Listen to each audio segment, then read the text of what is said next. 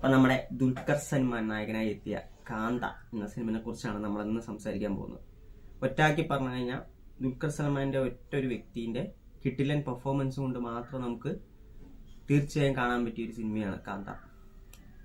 ഒരു രക്ഷയില്ല. സിനിമയിൽ തന്നെ പറയുന്ന പോലെ നടിപ്പി ചക്രവർത്തി എന്നൊക്കെ പറയുന്ന പോലെ ത്രൂ ഔട്ട് ദുൽഖർ സൽമാന്റെ പെർഫോമൻസിന്റെ പീക്ക് നമുക്ക് കാണാൻ പറ്റും. ഒപ്പം സമുദ്രകനി ആയാലും രാണ രഘുപതി ആയാലും നമ്മുടെ ഭാഗ്യശ്രീ ബോസ് ശരിക്കും ഞെട്ടിച്ചു കളഞ്ഞു. കാരണം ഒരു ഗ്ലാമറസ് റോളുകൾ മാത്രം കൈകാര്യം ചെയ്തിരിക്കുന്ന ഒരാൾ ഇതിൽ ത്രൂ ഔട്ട് നല്ല ഗംഭീര പെർഫോമൻസ് കാഴ്ചവെച്ചിട്ടുണ്ട്. അപ്പൊ ഞാൻ പറയുകയാണെങ്കിൽ ഭയങ്കര പെർഫോമൻസിന്റെ പീക്ക് കാണുന്ന ഒരു പറ്റം ആർട്ടിസ്റ്റുകളുടെ ഗംഭീര പെർഫോമൻസുകൾ കൊണ്ട് തന്നെ ഈ സിനിമ മികച്ചു നിൽക്കുന്നു എന്ന് വേണമെങ്കിൽ പറയാം. ഈ സിനിമ ഇത് ചെയ്തിരിക്കുന്ന TK മഹാദേവൻ എന്നൊരു സൂപ്പർ സ്റ്റാർ ആയിട്ടുള്ള ആളും തന്നെ ഇൻഡസ്ട്രിയിൽ ഇൻട്രൊഡ്യൂസ് ചെയ്ത ഫിലിം മേക്കറും തമ്മിലുള്ള ഈഗോ ക്ലാഷ് ആണ് സിനിമ പറഞ്ഞു തുടങ്ങുന്നത്.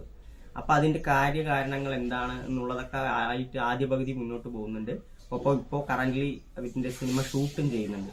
അതിലെ പ്രശ്നങ്ങളും ഈഗോ ക്ലാഷും ഒക്കെ പറഞ്ഞു പോകുന്ന സിനിമ രണ്ടാം പകുതിയിലോട്ട് വരുമ്പോൾ ഒരു ഇൻവെസ്റ്റിഗേഷൻ കാര്യങ്ങളൊക്കെ ആയിട്ട് വേറൊരു തലത്തിലോട്ട് പോകുന്നുണ്ട്. ഈ സിനിമയുടെ ഏറ്റവും ഒരു നെഗറ്റീവ് അല്ലെങ്കിൽ ഒരു ഡ്രോബാക്ക് എന്താണെന്ന് വെച്ച് കഴിഞ്ഞാൽ ഭയങ്കര ലെങ്ത് ആയിപ്പോയി. ഈ സിനിമ 2.25 മണിക്കൂർ നേരത്തെ സിനിമയുണ്ട്. ഡ്യൂറേഷൻ ഒരു പ്രശ്നമാണ്. കാരണം അത് ഭയങ്കര ചില സമയത്ത് സിനിമ ഭയങ്കരമായി ലാഗ് ചെയ്യിപ്പിക്കുന്നുണ്ട്.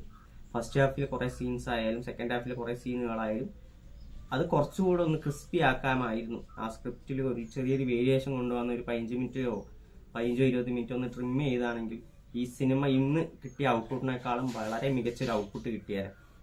അതിന് സെക്കൻഡ് ഹാഫ് ഇൻവെസ്റ്റിഗേഷൻ ഒരു മൂഡിൽ പോകുന്ന സമയത്ത് ചുമ്മാ ഒരു സീന് ഭയങ്കരമായി വലിച്ചു നീട്ടൽ പോലെ എനിക്ക് ഫീൽ ചെയ്തു.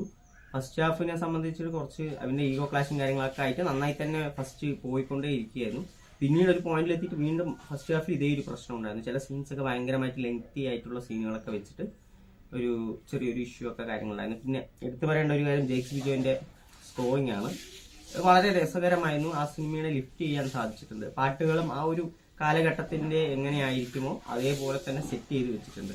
ടോട്ടലി ഞാൻ ഇപ്പോൾ പറഞ്ഞ പോലെ തന്നെ DQന്റെ ഗംഭീര പെർഫോമൻസ് നമുക്ക് കാണാൻ പറ്റും. ഗംഭീര പെർഫോമൻസ്. പുള്ളിയുടെ ആ മിറർ സീൻ ആയാലും അങ്ങനെ കുറെ കാര്യങ്ങൾ ഇങ്ങനെ എടുത്തു പറയാനായിട്ട് കുറെ സീനുകളുണ്ട്. പുള്ളി അസാധ്യമായിട്ട് ആ റോൾ കൈകാര്യം ചെയ്തു. DQ എന്തായാലും പെർഫോമൻസ് പീക്ക് ചെയ്തൊരു സിനിമ കൂടിയാണ്. പിന്നെ ഭാഗ്യശ്രീ ബോസ് ഞാൻ ആദ്യം സൂചിപ്പിച്ചത് എല്ലാവരും ഈ സിനിമയിലെ പെർഫോമൻസുകൾ മാറ്റിവെക്കുന്ന ഒരു സിനിമ കൂടിയാണ് കാന്ത എന്നുള്ള സിനിമ. സോ DQന്റെ പെർഫോമൻസിന് വേണ്ടി ഉറപ്പായും കാണാൻ പറ്റിയ ഒരു സിനിമ തന്നെയാണ് കാന്ത. ബിയോണ്ട് ആ ഒരു സ്ലോ പേസ് ലാഗ് കാര്യങ്ങൾ ഉണ്ട് സ്റ്റിൽ. അപ്പം അത് മനസ്സിലാക്കിയിട്ട് സിനിമ കാണാൻ ശ്രമിക്കുക. ഓക്കെ.